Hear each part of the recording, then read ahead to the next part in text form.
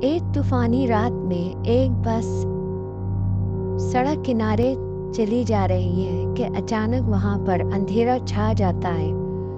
लोग देखते हैं तो पता चलता है कि जंगल बहुत करीब आ चुका है।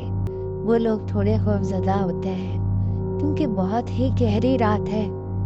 चांद पुरस्रार तौर पर चमक रहा है और पुरस्रार सा अंधेरा छा गया। खामोशी जैसे कि बस में फैल गई। लोग एक दूसरे को देखने लगे।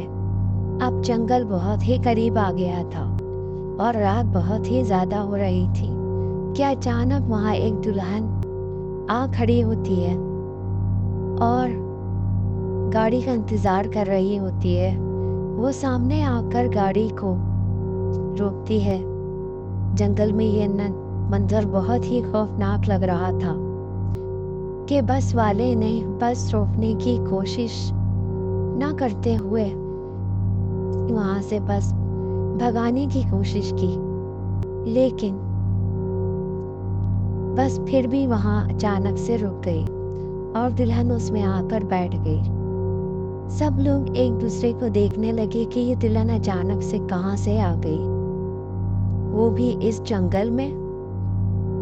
जैसे ही इस औरत ने अपना घूंघट उठाया तो पता चला कि वो एक खौफनाक चेहरा लेकर बैठी है जो कि आधा पटा हुआ है। इसमें से खून बह रहा था और वो बहुत खौफनाक लग रही थी।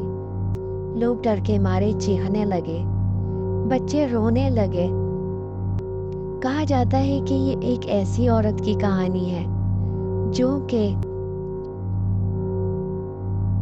एक लड़के से मोहब्बत करती थी और उसके घर वालों ने उसकी शादी किसी और इंसान से तय कर दी थी। वो डर डर कर वहां से भाग निकली। उस टाइम उसने दुल्हन का लिबास ही पहना हुआ था। जैसे ही वो वहां से भागती है तो एक बस में जाकर बैठ जाती है क्योंकि जिससे वो मोहब्बत करती थी उस आदमी ने कहा था कि तुम बस इस टाइम पर मुझसे आके मिलना, लेकिन वो आदमी वहां नहीं आया और वो बस में बैठकर चली गई। हालांकि उस टाइम पे बहुत से लोग बस में मौजूद थे, लेकिन धीरे धीरे सभी वहां से उतर गए। उसके बाद जंगल की तरफ बस जाने लगी और वो ड्राइवर से कहने लगी मुझे यहीं उतार दो, लेकिन ड्राइवर ने उसकी एक नहीं सुनी और उसके साथ बदतमीजी करने लगा। वो डरते डरते वहां से भागी और एक जंगल में जा गई। जैसे ही वो जंगल में पहुंची, पत्थर चुभने की वजह से उसके पैर में चोट आ गई और वो वहीं गिर गई कि अचानक वहां पर एक भेड़िया आ गया और वो उसको काटने लगा और धीरे धीरे उस भेड़िया ने उस दुल्हन को मार डाला। उसकी रूह आज भी वहां भटकती है।